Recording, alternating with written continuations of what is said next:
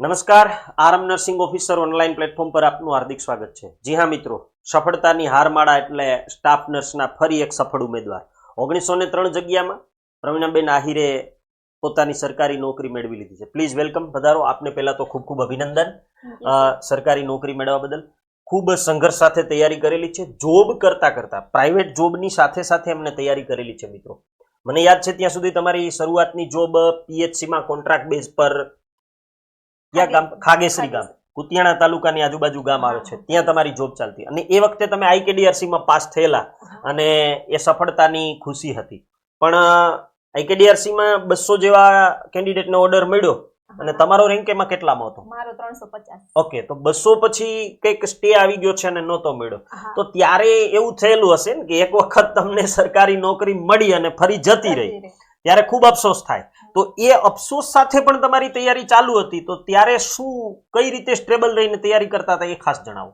તો ત્યારે તો એવું હતું કે કન્ટિન્યુ જોબ હતી, જોબ છોડી અને 1 મંથની લીવ પીરિયડ ઉપર હું ગઈ હતી અને આ બધું થયું। પછી સ્ટે આવી ગયો અને અચાનક એવી ખબર પડી કે હવે જે જોબ હાથમાં મોઢામાં કોળિયો હતો એ જતો રહ્યો છે, મોઢે આવીને જતો રહ્યો છે એમ। એટલે એ ટાઈમે થોડું ડિમોટિવેશન ને એવું બધું થયેલું કે આટલા સુધી પહોંચીને આપણે પાછા અટકી ગયા એમ। પણ એ ટાઈમે સૌથી વધારે મારી ફેમિલી અને ઘરના બધાનો સપોર્ટ, ખૂબ સરસ, અને એમણે વધારે મોટિવેશન આપ્યું, મારા પપ્પા અને મારા હસબન્ડ બંનેનું મોટિવેશન હતું કે તે આમાં પાસ આઉટ કર્યું છે, આમાં તો 850 વેકન્ટ હતી, હવે જે છે તો 1903 જેટલી વેકેન્ટ છે, તો તું મહેનત કરીશ તો આવી જાય એમ। એટલે એ લોકોના મોટિવેશનના લીધે મેં ફરીથી રીડિંગ સ્ટાર્ટ કર્યું। અને આઈકેડી વખતે એવું હતું, મેં તમારા ઓફલાઈન ક્લાસીસ વાળું બધું જોયું હતું, પણ હું જસ્ટ ત્યારે જે ફ્રી ક્લાસીસ હતા એ ફ્રી ક્લાસીસ જોઈન કરી અને આઈકેડીમાં લાગી ગઈ। પછી આ વખતે પીએચસી વખતે મેં એવું થયું કે ના, મારે સરના ક્લાસીસ લેવા છે, પણ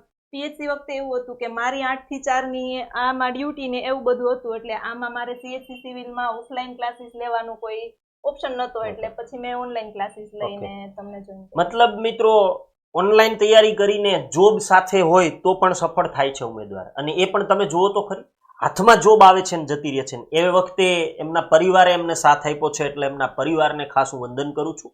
અને જેટલા પણ ઉમેદવારોના પરિવાર, ખાસ કે આપના પુત્ર કે પુત્રી જ્યારે તૈયારી કરતા હોય ત્યારે એમને સહકાર પણ આપજો। એ 100% ભવિષ્યમાં સફળ થશે। એક વખત નિષ્ફળ થાય છે એનો મતલબ એ નથી કે ભવિષ્યમાં ક્યારેય સફળ ન થઈ શકે।